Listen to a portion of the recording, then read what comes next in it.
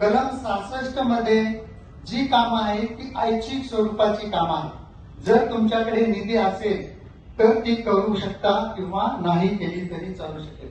परंतु कलम 63 मध्ये जी कामं नमूद केलेली आहेत त्या कामांच्या बाबतीमध्ये तुमच्याकडे पैसे असू द्या नसू द्या ती कामं करणं महानगरपालिकेवरती बंधनकारक आहे. रस्त्याची झाडलोट, वैद्यकीय सुविधा, स्मशानभूमी, जन्म मृत्यूची नोंद अशी जी काही कामं त्या कायद्यामध्ये नमूद केलेली आहेत तर ती कामं बंधनकारक आहेतच. ते आपल्याला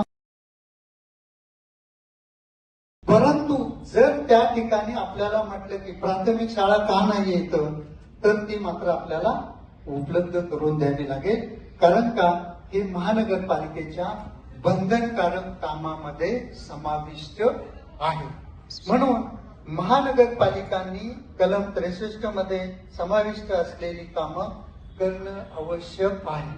आता या कलम 63 आणि 66 मध्ये जी कामं नमूद केलेली नाहीत ती कामं महानगरपालिकेला करता येत नाही आणि जर तुम्ही केली तर त्या ठिकाणी नागरिक न्यायालयामध्ये जाऊ शकतो.